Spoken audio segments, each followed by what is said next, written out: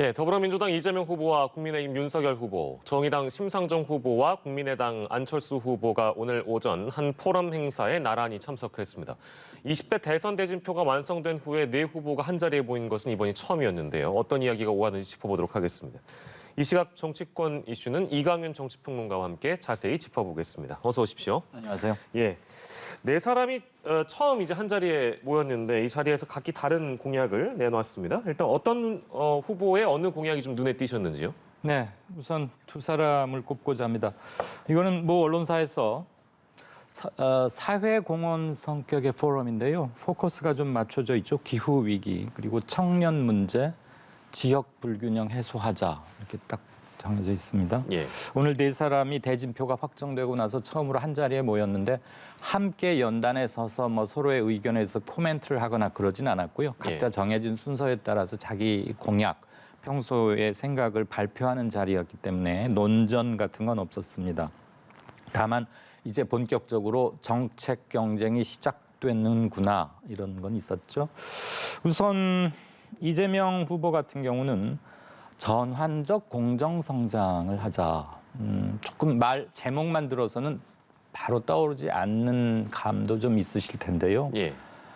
성장 앞에 공정을 붙였죠. 그러니까 예. 파이만 무조건 키우자는 게 아니고 그 커진 파이를 어떻게 하면 공정의 관점에서 성장을 바라볼 것인가. 그리고 어떻게 분배하느냐도 문제 당연히 들어가 있겠죠. 예. 그래서 기존의 이른바 보수 진영의 경제학자나 정치인들이 해오던 성장과는 조금 결을 달리하는 이재명표 성장이라고도 할 수 있겠습니다. 예. 그다음에 신재생 에너지와 탄소세 도입을 가장 먼저 그리고 줄기차게 주장해오고 있는데 신재생 에너지 지금 당장은 비용의 성격이 강하죠.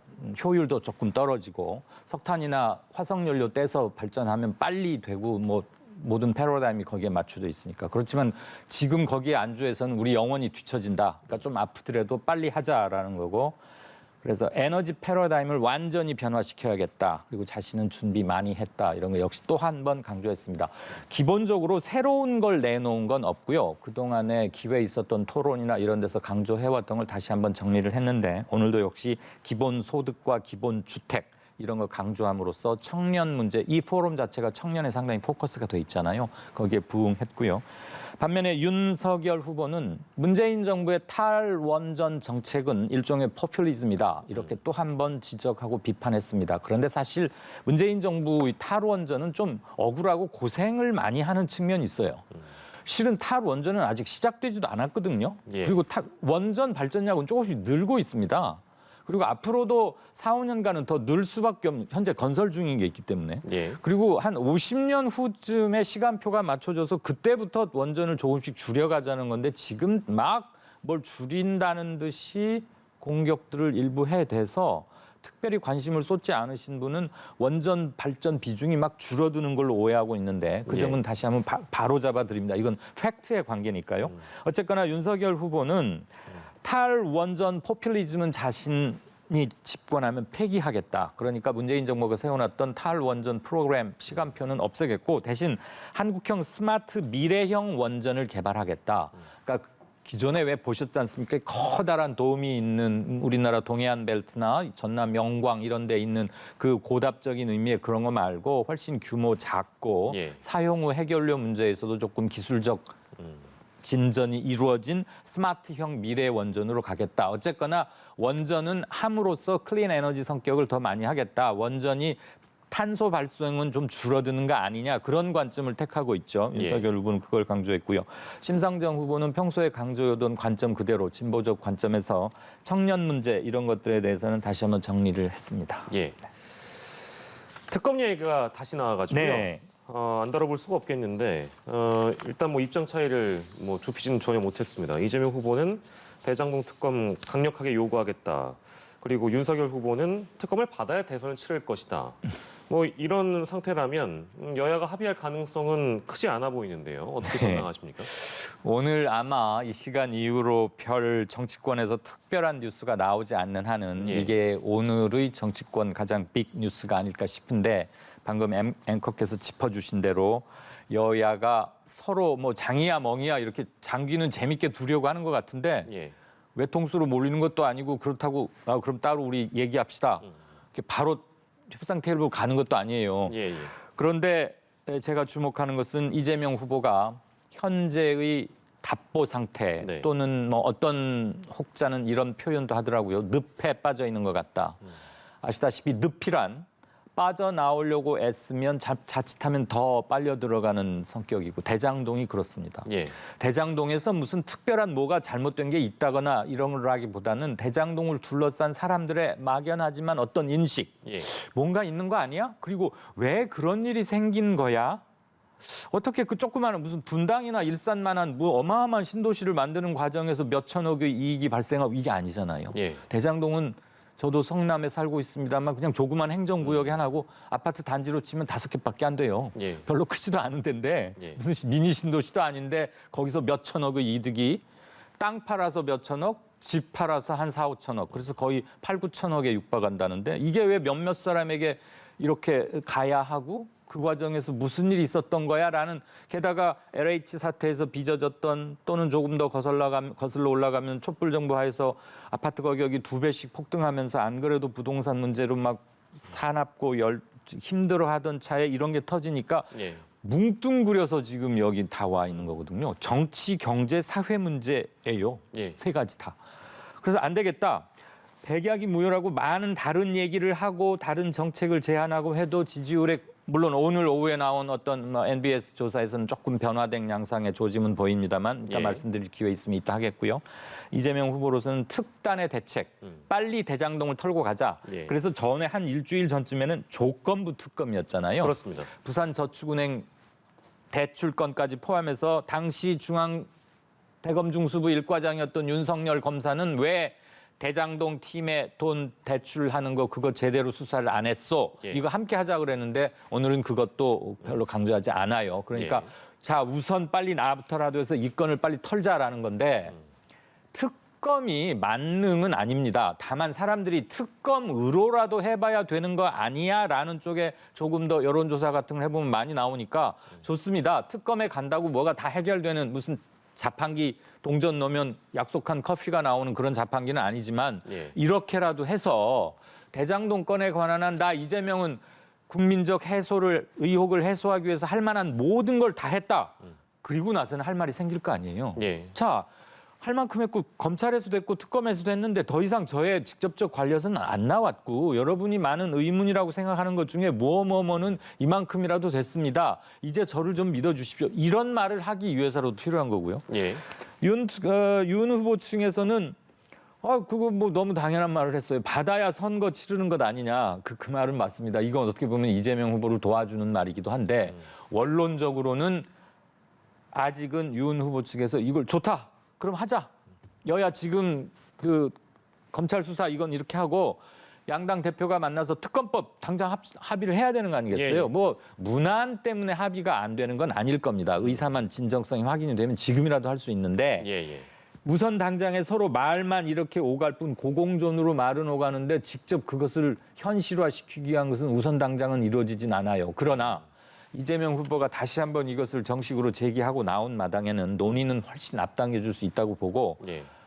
급한 쪽 그리고 절실하게 이것의 필요를 느끼고 문제를 제기하는 게 지금 이재명 후보로 바뀌었습니다. 예. 옛날에는 국힘 쪽에서 받으라고 막 아우성이고 일방적으로 얘기를 해댔다면 지금은 결이 달라요. 예. 그래서 저는 이것은 빠른 물살을 탈 수도 있겠다. 네. 그런데 여기에 서로 플러스 마이너스 계산 막 해가지고 이거 넣고 이거 빼자고 그러면은 아마 잘 안 될 거고요. 예. 하나씩 하면은 될 수 있습니다. 하나씩 단계적으로요. 네. 이재명 특검은 이재명 특검대로 하고 예. 윤석열 관련해서도 지금 공수처 검사가 16명이고 수사관이 20명 정도밖에 안 되는데 이 사람들이 전부 다 지금 윤석열 당시 검찰총장, 지금 윤석열 후보 사건 4가지에 다 매달려 있다는 거 아니에요? 그래서 아닙니까? 그래서 공수처가 사실상 윤석열 관련 말고는 수사하는 게 별로 없어요.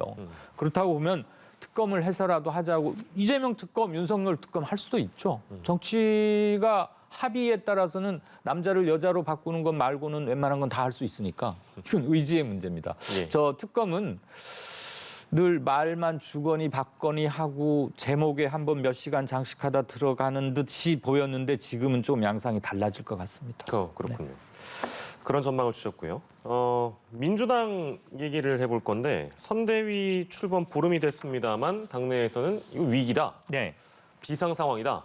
이제 이런 목소리가 나왔습니다. 윤건영 의원의 목소리 준비해봤는데요. 들어보시죠. 우리 민주당 내 많은 분들이 위기 상황이다라고 인식을 하고 있고요. 그런 인식의 공감대 속에서 지금 여러 가지 흐름들이 좀 나오고 있다고 생각을 합니다.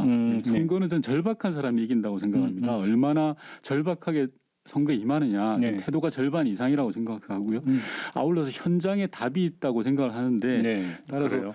누가 먼저 현장으로 뛰어가느냐, 콘텐츠로 무장을 해서 국민들을 설득할 수 있는 콘텐츠로 무장해서 가느냐에 따라서 저는 관건이 달려 있다. 위기에 대한 인식은 다 같이 하고 있는데 해법은 좀 결이 다른 해법들을 이제 당내에서 제시를 하고 있고 또 양정철 전 민주연구원장이 국회를 찾아서는 매우 비효율적인 체계로 선대위가 돌아가고 있다. 이제 이런 비판도 했습니다. 민주당 선대위의 상황 어떻게 평가를 하시는지요? 저는 한마디로 어저께 굉장히 많은 뉴스가 나왔잖아요. 예. 저는 한마디로 일단 이렇게 정리를 하고 싶습니다. 국회의원 169명, 민주당 소속 모든 의원이 한 명도 빠지지 않고 169명이 다 모여서 무슨 위원, 무슨 분과, 이름도 다 어려워요. 예. 그거 했을 때 기억납니다. 매머드 선대위가 출범했다. 예. 그때 사이즈가 참 크다 그랬어요. 정말 크죠.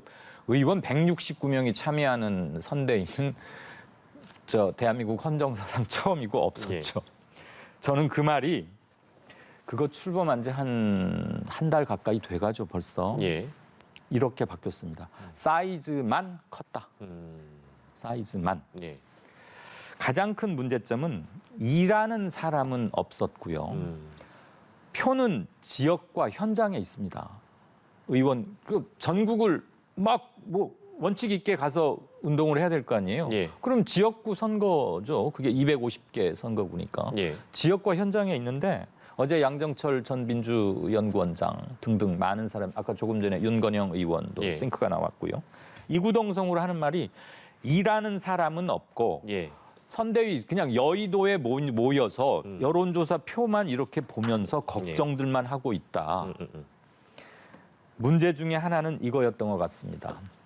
의원들을 배치하다 보면 예우라는 거, 의전이라는 거 하게 되잖아요. 예. 재선이 적인데 나는 3선인데 내가 어떻게 저기를 가. 이것도 있을 것이고 같은 초선이어도 내가 이 정도 예우는 받아야 되는 거 아니야? 나는 여기에 가 있어야 될 것 같은데 왜 조직표상 여기에다 넣지? 이런 거. 예. 그런 거 하느라고 정신 없었고 그리고 표가 있는 지역과 현장이 아니고 다들 여의도에 모여서 선대위 바라보고 누군가 하겠지. 예. 너무 사람이 많으니까. 굳이 내가 지금 이거 힘들게 하지 않아도 누군가는 하겠지. 그리고 어디선가는 되겠지. 그리고 다들 정치 평론만 하고 있습니다. 예. 당에 아주 가까이 있는 제 친구들도 좀 있고 그런데요. 예. 정말 기탄 없이 들어보면 안 돼라고 걱정하는 것도 모여서 해요. 걱정까지만. 예. 그러면 잘 안 되죠. 양정철 전 원장은 선거 여러 번 치러봤잖아요. 예. 그리고 몸으로 해봤고 한때는 현역 의원 2012년 선거 얘기입니다. 문재인, 박근혜 후보가 1차로 붙었을 때 예. 그때 문재인 후보가 졌죠. 그때 여의도 의원들이 그랬어요.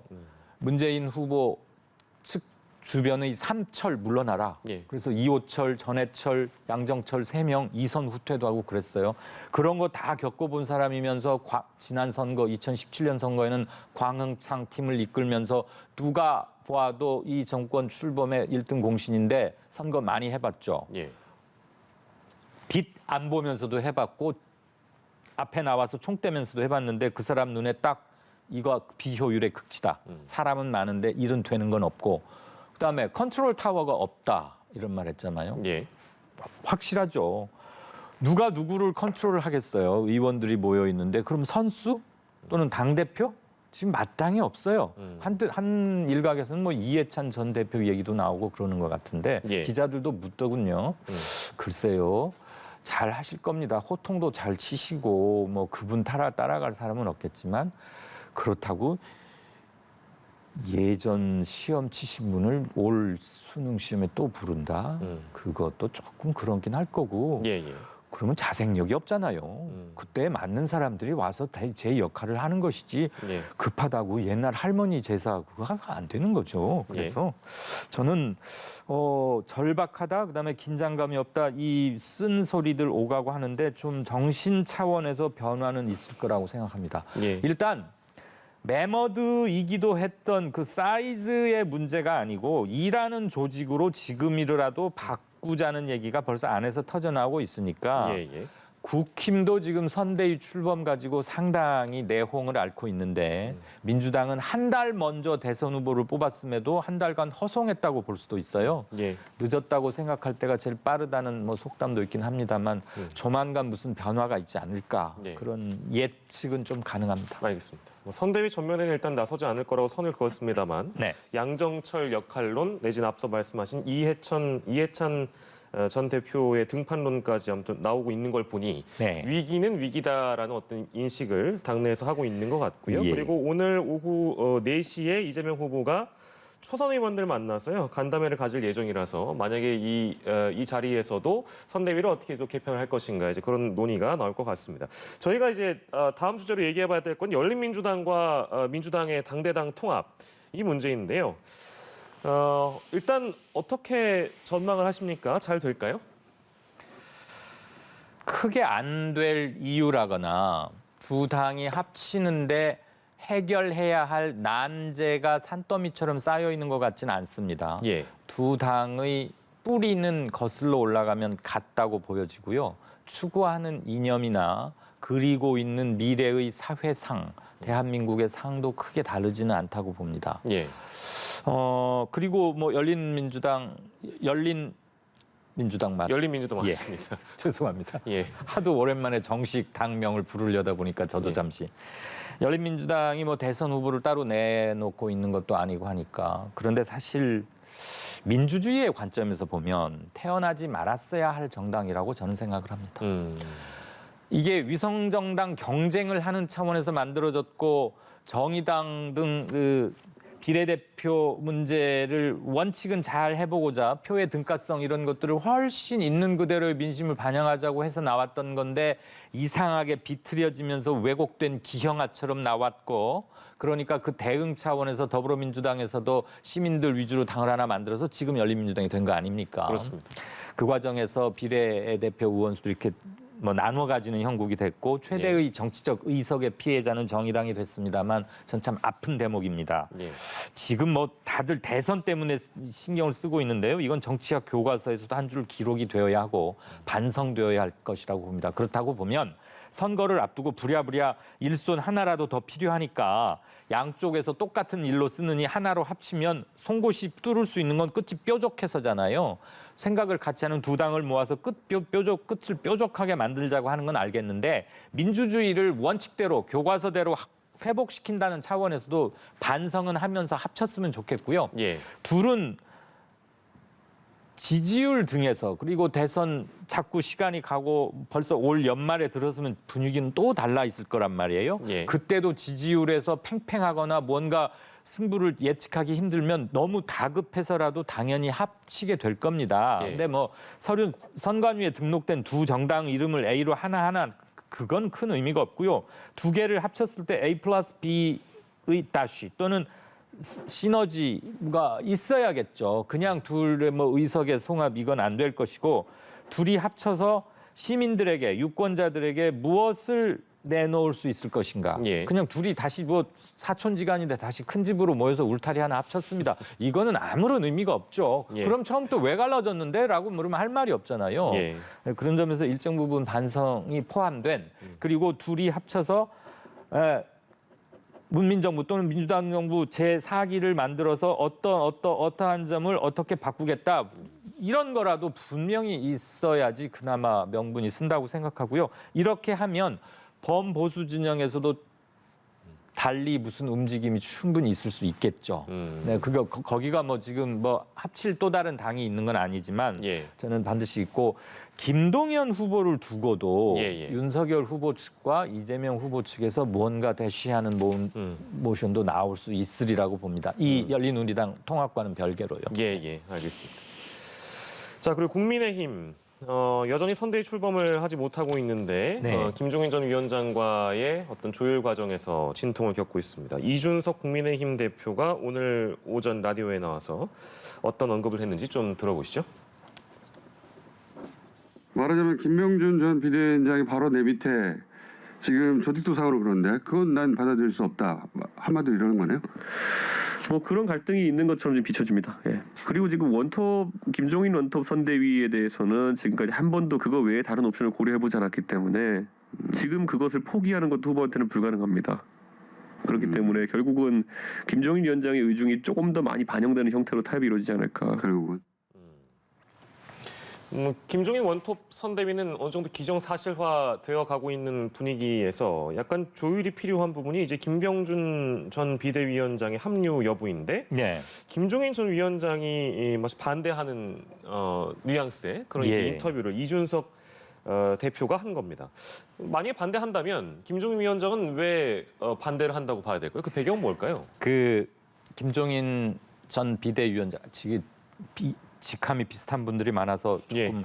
헷갈리실 수도 있을 텐데 김종인 전 비대위원장은 후보 예. 그리고 자신 예. 원톱 겸 전권을 가진 자신 그 밑으로 일사불란하게 쭉 한 줄로 서서 뭘 시키면 쭉 바로바로. 움직이고 누구에게는 뭘 시키면 되고 이렇게 일하는 걸 보다가 어디가 좀 막히는 것 같으면 누구를 붙여서 도와주거나 예. 정모하면 다른 사람 바꾸거나 예. 이런 걸 원하고 있는 거예요. 네. 근데 윤석열 후보는 알겠습니다. 김종인 위원장을 모시고 오려면 그 정도는 돼야 한다고 하니 그건 예. 맞춰드리고요. 예. 후보 직할로 국민통합위원회라는 걸 두고 싶습니다. 예. 이게 뿌리가 조금 깊은 게요. 지난 여름으로 돌아가 보시면 예. 6월 29일 날 윤석열 당시 검찰총장 퇴임자라고 표현해야겠죠. 그때는 무관이자 소속 없었으니까 대국민 정치 선언이라는 걸 하면서 그때 이 말을 합니다. 기존의 보수 플러스 중도 플러스 탈진보, 예. 조국 사태 등으로 인해서 진보에서 떨어져 나온 사람까지를 아우르는 큰 정치, 윤석열식 큰 정치를 선보이겠습니다. 라는 게 그날 핵심 키워드고 그 밑에 법치, 공정, 상식 이 세 가지를 내세웠어요. 예. 윤석열 후보에게는 중도 플러스 탈진보까지를 함께 아우르고 싶었던 게 본인의 굉장히 큰 소망이자 정치 참여하는 주된 이유인 걸 또 한 번 알겠는데 예. 이번에 선대위를 꾸릴 때 후보 그리고 김종인 밑에 쭉 이렇게 있는 거 그다음에 후보 직할로 이 라인과는 별도로 국민통합위원회라는 걸 만들고 싶고 거기에 지금 김한길 이런 분 예. 그다음에 김병준 교수는 아시다시피 노무현 후보를 도와서 지방자치 이런 것도 했고 뭐 부총리 이런 것도 했고 그리고 한때는 좀 지금 야권에 이렇게 접촉도 했고 좀 정치적으로 도대체 정체성이 뭡니까 이런 질문을 받으면서도 자기 컬러에 뭘 쭉 가지고 온 분인데 윤석열 후보가 이 김병준 교수라고 하겠습니다. 하도 뭐 전 위원장이 겹치니까 계속 공을 들여왔었더라고요. 국민 통합 차원에서. 김병준 교수 그러면 사람들은 노무현 옆에 서 있던 김병준을 아직도 많이 기억합니다. 그리고 일정 부분 윤석열 후보가 볼 때는 김한길 전 민주당 대표와 김병준 교수 이런 분들이 있으면 기존의 고전적인 의미의 보수와는 결이 다른 분들 그래서 국민 통합이 된다고 생각을 확실히 하고 있는 것 같아요. 이런 분들을 넣자는 것이고 김종인 위원장은 자기 일렬 이거 이외에 또 다른 이렇게 별도의 화살표가 그려진 조직도를 별로 원하지 않는 거예요. 그래서 한두 사람 데려온다고 통합이 되는 게 아닌데 하면서 아직 좀 시무룩한데 윤 후보가 굉장히 강한 걸로 봐서 이것 때문에 마지막 교섭 또는 오고 가는 이런 게 좀 있는 것 같아요. 그래서 원래는 20일까지는 뭘 시한을 못 받고 출범하겠다고 그랬는데 기존의 한 라인, 이 일렬 라인에 누구를 넣느냐 그 문제 플러스 예. 요 별도 조직, 별동대처럼 있는 국민통합이 이것까지를 함께해서 조금 늦어질 가능성도 있겠다. 예. 그런데 문제가 어제까지도 꽤 큰 문제로 비쳤던 사무총장 교체 문제는 예. 윤석열 후보의 아주 절친이자 굉장히 뭐 모든 것을 흉허물 없이 털고 지낸다는 권성동 일단 자신의 비서실장을 예, 예. 사무총장 하는 것으로 거기서까지는 이제 합의가 된 것 같습니다. 예. 예. 그나저나 이쪽 집도 굉장히 복잡하고 오래 가는데 예. 두 당한테 여쭙고 싶어요. 예. 선대위를 어떻게 뿌리는가는 다 전권이 여러분들한테 계시는 사항, 소관 사항이겠지만 예. 솔직히 말하면 국민들은 이거 관심 없거든요. 아니 국민들이 볼 때는 왜 저 문제로 보름 넘게 저러나. 예. 예. 11월 5일 날 국힘은 대선 후보를 뽑았는데 예. 이제 열흘도 훨씬 지나가고 있는데 왜 신문을 보면 인터넷 뉴스를 보면 그 문제가 그 문제 같은데 왜들 저러나 싶은데 솔직히 저도 그건 국민들 마음에 갔습니다. 정말 일할 거면 이름이 중요하고 한 게 아니고 자리가 중요한 게 아닌데 예. 두 당 다 한쪽은 너무 커서 한쪽은 집 짓는 과정에서 예. 좀 답답하게 합니다. 예. 좀 뭐 원팀 되기 힘들다라는 생각도 들고 정치도 사람이 하는 일이니까 화학적 결합을 하려면 정리할 예. 건 정리하고 가야 되기 때문에 예. 시간이 걸리지 않겠나. 뭐 직장생활 하시는 분들이라면 뭐 이런 말은 다 이해하실 것 같습니다. 마지막으로 저희가 짚어봐야 되는 게 바로 이 원팀 구성에 대한 문제일 수 있겠습니다. 윤석열 후보는 홍준표 의원에게 전화를 하고 있습니다. 예. 받지 않고 있습니다. 유승민 전 의원 역시도 전화를 받지 않고 지금 두문불출하고 있습니다. 이건 뭐 여전히 앙금이 남아있다고 봐야 될까요? 그렇죠. 어떻습니까? 앙금이 상당히 크다고 생각합니다. 특히 지금 여기에 원희룡 후보 얘기는 안 나와요. 예. 두 사람만 나오는데 조금 정치에 관심이 있으신 분들은 그 둘이 왜 선뜻 전화도 안 받고 어디 잘 두문불출하고 사진도 같이 안 찍는지 짐작이 가네 이러실 예. 겁니다. 이 두 사람은 제가 너무 이렇게 깨놓고 말씀드리나요? 예. 윤석열 후보에 대한 승인, 내적 승인, 인정 이런 게 잘 안 되는 것 같아요. 나는 인정할 수 없다. 네. 우선 홍준표 전 후보는 전 경선 후보는 잠재적 범죄자 또는 뭐 사법 소추의 대상 뭐 이런 식으로 얘기하고 있고 예. 최악의 무슨 뭐 후보들끼리 겨루는 예. 사법 이런 얘기를 강하게 풍기고 있고 예. 끝까지 완주할 수 있겠느냐 뭐 이거에 대해서 계속 직설적으로 얘기를 하고 있고 유승민 후보도 비슷한 결인데 저렇게 정책 준비도 하나도 안 돼 있는 사람에게 대한민국을 맡길 수 있느냐 더군다나 이 중요한 격변기 때 그래서 후보 선출 자체에 아직도 썩 내키지 못하고 있으니까 한 몸이 된다는 건 정말 힘든 일이고요. 예. 게다가 홍 의원은 그냥 가만히 있는 게 아니고 청년의 꿈이라는 걸 만들었는데 거기가 북적북적 하잖아요. 예. 그리고 전화는 안 받으면서 윤석열 후보가 와서 막 간절히 노크하고 전화도 하는데 그 전화는 잘 안 받고 심드렁하고 나는 백의종군 하겠다고 끝내놓고서는 밤늦게까지 그 청년의 꿈에는 일일이 댓글도 달아주고 그러잖아요. 예, 예. 그러니까 시간 없어서 전화 안 받는다는 얘기는 말이 안 되죠. 예. 마음이 안 가는 거예요, 아직. 그러니까 내적 승인이 되질 않으니 흔쾌히 뭘 할 수 있겠습니까? 예. 이거 꽤 갈 것 같아요. 꽤 가고 아예 서로 만나지 않을 가능성도 있는 겁니다. 그러면? 있다고 봅니다. 마이크 안 잡을 가능성은 굉장히 높고요. 예. 유승민 후보는 본래 본인이 차지하고 있던 지지율 비중, 포지션이 그렇게 크진 않았지만 정책 면에서 내 걸 가져다 쓰시오 이런 말은 저 토론회 때는 많이 하고 그랬는데 특별히 거기에 가서 품앗이를 하거나 교사 역할을 하거나 예. 찬조 연설 글쎄요. 조금 예. 알겠습니다. 오늘은 여기까지만 하도록 하겠습니다. 이 시각 정치권 이슈를 다뤄봤는데요. 이강윤 정치평론가와 함께했습니다. 고생하셨습니다. 네.